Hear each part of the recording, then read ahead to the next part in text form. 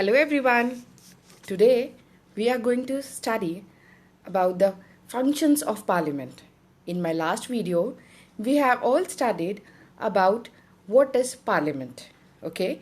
We have known about the concept of parliament, and now today we are going to study the functions of parliament. As in my last videos, I have also discussed that parliament is also called legislature body of the country. Fine. So, parliament consists of three units. That is, the first is President of India, the second is Rajya Sabha, and the third is Lok Sabha. Unanimously, in तीनों को मिलाकर what we call them is parliament, यानी law making body of any particular country. Now, we are going to study about its function. The first and the most important function of legislature body और the parliament body is law making function, यानी law बनाने का सबसे प्रमुख काम है हमारे legislature का. As the name itself says legislature यानी लॉ मेकिंग बॉडी. देखो क्या होता है. As you all know that India में फेडरल फॉर्म ऑफ गवर्नमेंट है. फेडरल यानी हमारे यहाँ सेंटर है और हमारे यहाँ रिस्पेक्टिव स्टेट्स है. हमारे यहाँ 28 स्टेट्स हैं एंड 8 यूनियन टेरिटरीज है, राइट. तो बहुत सारे हमारे देश में ऐसे सब्जेक्ट्स होते हैं जिनको हम स्टेट लिस्ट में बांटते हैं, सेंट्रल लिस्ट में बांटते हैं, और जो स्टेट लिस्ट और सेंट्रल लिस्ट के अपार्ट भी एक होता है कॉन्करेंट लिस्ट, यानी या तो उसमें स्टेट बना सकती है या फिर उसमें सेंट्रल कोई लॉ ला सकती है, और अगर सेंटर कोई लॉ लाएगी तो वही प्रिवेल करेगा. ठीक है. तो लॉ मेकिंग बॉडी का सबसे पहला काम है कि लॉ बनाना, चाहे वो सेंटर से रिलेटेड कुछ सब्जेक्ट हो या स्टेट से रिलेटेड सब्जेक्ट हो या कोई कंकरेंट लिस्ट हो, या फिर देखो एक यहाँ मैंने एक लाइन डाली है रेसिडुअरी सब्जेक्ट, यानी कुछ सब्जेक्ट्स ऐसे होते हैं जिसे ना ही हम सेंटर में रखते हैं, ना ही स्टेट में रखते हैं, ना ही कॉन्करेंट में रखते हैं. फॉर एन एग्जाम्पल जैसे कंप्यूटर सॉफ्टवेयर है, ई कॉमर्स है, नेशनल कैलामिटीज़ है, इन सारे सब्जेक्ट्स को रेसिडुअरी सब्जेक्ट्स कहते हैं. और इन सारे सब्जेक्ट्स में लॉ मेकिंग का जो पावर है it is with the centre only. तो अब हम दूसरा देखेंगे, दूसरा function of legislative body that is parliament. दूसरा फंक्शन क्या है? Deliberative function. डेलिब्रेटिव फंक्शन देखो क्या होता है. लॉ बन रहा है और कुछ चुनिंदा लोग जो कि पार्लियामेंट में बैठे हैं, जो कि लोगों को रिप्रेजेंट कर रहे हैं, वो मिलके लॉ बना रहे हैं. अच्छा, हमारे यहाँ आपको पता है डायरेक्ट डेमोक्रेसी है. जैसे मैंने अपने प्रीवियस लेक्चर्स में भी बताया है, डायरेक्ट डेमोक्रेसी 4 जगह होती है. जब लोकसभा का इलेक्शन हुआ, स्टेट असेंबली का इलेक्शन हुआ, म्यूनिसिपैलिटी का और पंचायत का, इसमें direct participation of each and every citizen होता है. और कुछ हमारे जैसे राज्यसभा, स्टेट काउंसिल, इन सब में indirect participation of the citizen होता है. तो माय डियर्स फ्रेंड्स, जो ये लेजिस्लेचर बॉडी में, जो पार्लियामेंट में लोग लॉ बना रहे हैं, वो अपने ही लोगों को तो रिप्रेजेंट कर रहे हैं, उसी क्षेत्र को, उसी एरिया के रिप्रेजेंटेटिव हैं वो. तो कहीं ना कहीं इनडायरेक्टली वे में हम each and every citizen of India के यूनानिमसली एक थॉट प्रोसेस वहाँ तक पहुँच रहा है. यानी हम कहीं ना कहीं इनडायरेक्ट तरीके से लॉ मेकिंग बॉडी में पार्टिसिपेट कर रहे हैं. हम अपने देश का लॉ हम अपने तरीके से बना रहे हैं, क्योंकि वो हर एक कंस्टिट्यूएंसी का जो रिप्रेजेंटेटिव होता है वो उस कंस्टिट्यूएंसी का सबसे फेवरेट बंदा है. ठीक है. यूनानिमसली हमने उसे सबसे ज़्यादा वोट दिया है, तो वो अपने कंस्टिट्यूएंसी को रिप्रेजेंट कर रहा है, यानी इनडायरेक्ट तरीके से हम सबका व्यू ही रिप्रेजेंट हो रहा है.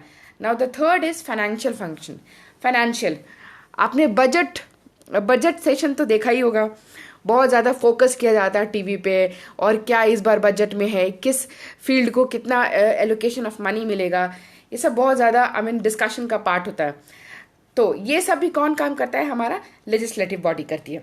यहाँ मैंने एक एग्जाम्पल के लिए आपको समझा है. देखो ये जो अंडरलाइंस है ना, it is the crux of this whole discussion. तो मैंने वो जो इंपॉर्टेंट लाइन है उसे अंडरलाइन कर दिया.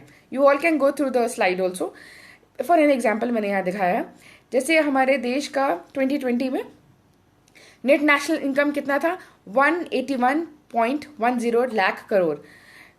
और इस इतना जो हमारा पास नेट इनकम है, उसमें से हमने एलोकेट किया एजुकेशन के फील्ड में, कुछ एलोकेट किया हेल्थ के फील्ड में. इस तरह से हमारा जो नेट नेशनल इनकम होता है वो हम डिफरेंट एरियाज में एलोकेट करते हैं कि कहाँ इस साल हमें कितना खर्च करना है. ठीक है. Now coming to the executive function. my dear ones, it is very very important if you don't know how executive is a part of legislative. मैंने अपने previous video में भी बताया था और आपको अच्छे से समझाया था कि ये जो लोकसभा में कुछ लोग बैठते हैं, जैसे हमारे यहाँ अभी एनडीए की सरकार है, ठीक है, उसके वो क्लियर बहुमत से आते हैं, क्लियर मेजोरिटी से आते हैं, उसी में से हमने प्राइम मिनिस्टर और कुछ हमारे काउंसिल ऑफ मिनिस्टर्स जो हमारे लोकसभा में बैठे रहते हैं, वही council of ministers he executive head होते हैं. तो बट ऑब्वियस ये बात है, ये जो एग्जीक्यूटिव है वो कहाँ बैठा रहता है? वो लेजिस्लेटिव में बैठा रहता है, वो पार्लियामेंट में बैठा रहता है. तो देखो यहाँ पे क्या लिखा हुआ है, और ये बहुत एक इंपॉर्टेंट चीज है, जो भी एग्जीक्यूटिव बॉडी होगा यानी जो भी काउंसिल ऑफ मिनिस्टर होगा, ही और she has to be the part of parliament, यानी उसे हर हाल में उसको पार्लियामेंट यानी लोकसभा या फिर राज्यसभा का मेंबर होना ही है. Without that particular person can not be the part of executive body. अब फॉर एग्जाम्पल मैं समझाती हूँ. देखो हमारे जो एक्स प्राइम मिनिस्टर थे डॉक्टर मनमोहन सिंह, वो आपको पता है वो एज सच उन्होंने लोकसभा का इलेक्शन नहीं लड़ा था, लेकिन उनको राज्यसभा का कैंडिडेचर दे दिया गया था, ठीक है, so that just to maintain this dignity कि जो भी एग्जीक्यूटिव बॉडी का बंदा होगा, ही और she has to be the member of parliament also. ठीक है, अगर आप डायरेक्ट चुनाव लड़के आते हैं फाइन, अगर नहीं आता तो इनडायरेक्ट तरीके से आपका नॉमिनेशन होगा, लेकिन नॉमिनेट करोगे या फिर आप इलेक्ट किए जाओगे, लेकिन आपको हर हाल में पार्लियामेंट का प्रतिनिधि या पार्लियामेंट में एक परमानेंट सीट लेना ही होगा. यानी आप पार्लियामेंट चाहे राज्यसभा या लोकसभा का मेंबरशिप आपको लेना ही होगा अगर आप एग्जीक्यूटिव बॉडी में जाना चाहते हो तो. ठीक है, अब देखो ये तो पता चल गया, आपने हमेशा बहस सुनी होगी लोकसभा में जो डिस्कशन होता है या राज्यसभा में जो डिस्कशन होता है. अब तो थैंकफुली लाइव टीवी भी आता है लोकसभा एंड पार्लियामेंट डिस्कशंस का. तो आपने देखा होगा कि जो भी काउंसिल ऑफ मिनिस्टर होता है उससे सवाल जवाब होता है. ठीक है, एक क्वेश्चन आंसर होता है, आप उससे डायरेक्ट क्वेश्चन पूछ सकते हैं. कुछ क्वेश्चन ऐसे होते हैं जो all in a sudden race किया जा सकता है. कुछ ऐसे होते हैं जिसके मंत्री उसी वक्त आपको जवाब ना दें, आपको रिटर्न जवाब भी देते हैं. तो ये सब एक तरह का एक प्रोसीजर होता है जिसको क्वेश्चन आर भी कहते हैं, 0 आर भी कहते हैं. इन सब में अलग अलग तरह का प्रोसीजर फॉलो अप होता है. एक वीडियो में जरूर कभी बनाऊंगी इसके ऊपर कि कैसे कैसे कैसे आप अपना क्वेश्चन रेज कर सकते हैं from the council of ministers, यानी आप उनसे जवाबदेही ले सकते हैं काउंसिल ऑफ मिनिस्टर. अच्छा, एक बड़े मजे की बात है 0 आर में सबसे अच्छी बात ये होती है कि आप ऑल ऑन अ सडन कभी भी कोई क्वेश्चन रेज कर सकते हैं उस नेता से या उस रिस्पेक्टिव विभाग के मंत्री से. इससे क्या होगा ना, अगर आप all in a sudden without any prior notice अगर आप कुछ पूछोगे तो वो जो मिनिस्टर है वो उसका अपने पूरे विभाग पर, पूरे डिपार्टमेंट में कितनी पकड़ है, कितना उसको अपने विभाग में काम कितना हो रहा है, उसका आइडिया है, ये सब आपको पता चल जाएगा. अगर आप उससे डायरेक्टली कभी भी इंस्टेंट क्वेश्चन पूछोगे तो इससे पता चल जाएगा कि वो मिनिस्टर की क्या क्रेडिबिलिटी है. ठीक है, वो उसका थॉट कितना क्लियर है अपनी पॉलिसीज को लेकर. तो ये 0 आर ना बहुत क्या कहते हैं, ग्रिल करने वाला होता है. और यू ऑल नो, अगर कोई भी बिल फेल हो गया जो पास करवाने में, अगर कोई भी एग्जीक्यूटिव बॉडी जो है अगर बिल पास करवाने में फेल हो गया, इट मीन्स कि वो अपनी मेजॉरिटी लूज कर रहा है, तभी तो उसके फेवर में इतनी वोटिंग नहीं हुई. तो ऐसे केस में सरकार गिर भी जाती है. तो ये सब कहाँ होता है, यानी इसका जो एग्जीक्यूटिव है, एग्जीक्यूटिव बॉडी का सर्वे सर्वा क्या होता है, मालिक कौन होता है, उसको काबू में कौन रखता है, is parliament. Now the next is judicial function. Judicial function में आप क्या देख सकते हो कि अगर प्रेसिडेंट वॉयलेट करते हैं कॉन्स्टिट्यूशन को तो आप उनको इम्पीच कर सकते हैं. सिमिलरली वाइस प्रेसिडेंट को भी आप इम्पीच कर सकते हैं, हटा सकते हैं. और जजेस ऑफ सुप्रीम कोर्ट हुए या chief justice, including the chief justice या फिर इलेक्शन कमिश्नर के जो हेड होते हैं, ऑडिटर जनरल होते हैं, इन सब को आप प्रेसिडेंट के डिस्कशन के साथ रिमूव कर सकते हैं. और यहाँ क्या है, it can also punish its member. देखो यहाँ पे, it can also punish its members और outsiders for the breach of its privileges और its contempt.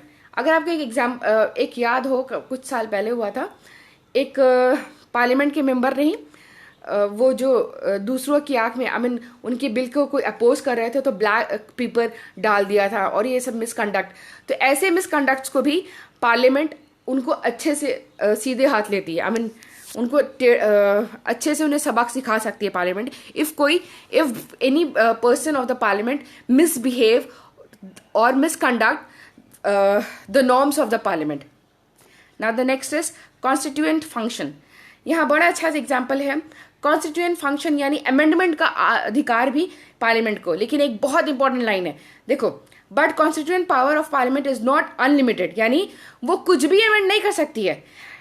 Parliament should also maintain the basic structure. जैसे केशवनंद भारती केस में हुआ था कि जो हमारे कॉन्स्टिट्यूशन का बेसिक स्ट्रक्चर है उसके साथ छेड़खानी नहीं होना चाहिए। अपार्ट फ्रॉम दैट आपका पार्लियामेंट कुछ भी अमेंड कर सकता है अगर वो स्पेशल मेजोरिटी से पास हो जाता है। तो एक बहुत अच्छा एग्जाम्पल है, राइट टू प्रॉपर्टी था पहले आर्टिकल 31 में, लेकिन उसको हमने फंडामेंटल राइट से हटा दिया, ठीक है। और हमने उसको क्यों हटाया था? For the benefit of poor ones. देखो, एक बहुत अच्छा नोबेल थॉट है हमारा, it means to narrow down the gap between rich and poor. इसी में एक ड्यूरेशन में एक टर्म आया था भूदान, और या फिर जमीन, बेनामी जमीन, ये सब उसी वक्त की बातें हैं, इसी पीरियड की ये सब फिलॉसफीज है जब क्या हो रहा था कि जो हमारा सोशल वेलफेयर है, सोशल वेलफेयर जब हम बात करते हैं तो अमीर और गरीब के बीच में जो बहुत गैप होता है उसको कम करने के लिए एक नया प्रोविजन लाया गया था कि जो बहुत सारी ज़मीन है वो थोड़ा सा गरीबों को भी दे दिया जाए, उन्हें भी दे दिया जाए जो उसमें काम करते हैं। तो पहला ये मोटिव था कि हमारा वो जो बहुत ज़्यादा सोशल गैप है उसको दूर करना। दूसरा ये था कि देश में बहुत प्रोग्रेस करना था हमें, हम अभी भी आज़ादी से उभरे थे, हमने अभी भी आज़ादी ली थी, गुलामी से हम ओवरकम हुए थे। तो बहुत ज़्यादा इंफ्रास्ट्रक्चर को मजबूत करने के लिए हमें लैंड चाहिए था, और देश के डेवलपमेंट के लिए वे लैंड हम प्राइवेट लोगों से लेते, तो इसलिए हमारे फंडामेंटल राइट हटा दिया गया था, यानी अमेंडमेंट हुआ। Sorry. Now the next is electoral function, यानी इलेक्शन में पार्टिसिपेट करता है। तो पार्लियामेंट किसके किसके इलेक्शन में पार्टिसिपेट करते हैं? प्रेसिडेंट, वाइस प्रेसिडेंट के, स्पीकर के, डिप्टी स्पीकर, राज्यसभा के, इन सब के पार्टिसिपेशन में हमारा जो पार्लियामेंट है वो पार्टिसिपेट करता है। और इससे रिलेटेड ये जो प्रेसिडेंट, वाइस प्रेसिडेंट, लोकसभा के स्पीकर, डिप्टी स्पीकर, राज्यसभा के डिप्टी चेयरमैन, इन सब के इलेक्शन में के प्रोसेस में जो भी लॉज होते हैं उसमें भी अमेंडमेंट का अधिकार है हमारे पार्लियामेंट को। चलो अब आगे लास्ट है ये मिसलेनियस फंक्शन। ये वैसा फंक्शन है जो हम प्रॉपर कैटेगराइज नहीं कर सकते अबव कैटेगरीज में। सबसे पहला क्या है इसमें कि जो हमारे देश में इमरजेंसी लगती है, चाहे नेशनल हो, स्टेट हो, फाइनेंशियल इमरजेंसी हो, ये पार्लियामेंट को पावर है कि वो कोई भी इमरजेंसी लगा सकता है देश में। If parliament pass that bill, particular bill अगर वो पास कर लेता है राज्यसभा, लोकसभा से, और हमारे प्रेसिडेंट भी उस पर साइन कर देते हैं, तो वो मेंटेन कर सकता है, अप्लाई कर सकता है emergency in the particular country. जो भी नेशनल और इंटरनेशनल इश्यूज हैं वो भी हमारा पार्लियामेंट डिस्कस करता है। और अगर किसी स्टेट असेंबली को भंग करना है, यानी वहाँ पे इमरजेंसी सिचुएशन, ये राष्ट्रपति रूल, प्रेसिडेंशियल रूल लगाना है, या फिर स्टेट काउंसिल खत्म करना है, डिसॉल्व करना है, उसमें भी पार्लियामेंट उसके अकॉर्डिंगली लॉ बना सकता है। यहाँ पे एक और चीज़ है, पार्लियामेंट कैन इंक्रीज और decrease the area, alter the boundaries. अगर जैसे किसी भी स्टेट की एरिया को खत्म करना है, बढ़ाना है या घटाना है, जैसे अभी अभी जम्मू कश्मीर हुआ था कि उसे 2 पार्ट में बांट दिया गया, JNK, लद्दाख, तो वो भी पार्लियामेंट का अधिकार है करने का, ठीक है। और इसी में है कि change the name of particular state, अगर सेंटर चाहे तो स्टेट का नाम भी चेंज हो सकता है, जैसे इलाहाबाद को प्रयागराज कहते हैं। Parliament can also regulate the organisation and jurisdiction of supreme court and high court. अब देखो यहाँ लास्ट पैराग्राफ में क्या कि पार्लियामेंट जो है वो रेगुलेट कर सकता है जुडिशियल सिस्टम को टू सम एक्सटेंट। जैसे हमारे यहाँ, जैसे मैंने पहले डिस्कस किया था, 28 स्टेट्स हैं, लेकिन हर स्टेट के लिए कोई पर्टिकुलर कोर्ट नहीं है। एक कोर्ट कई बार 2-3 स्टेट्स को भी कवर अप करता है, मतलब 2-3 स्टेट्स के भी जितने न्याय के प्रोसेस होते हैं, जो भी जुडिशियल फंक्शंस होता है, जो भी केसेस होते हैं, वो सब हैंडल करता है कोई एक पर्टिकुलर हाई कोर्ट भी।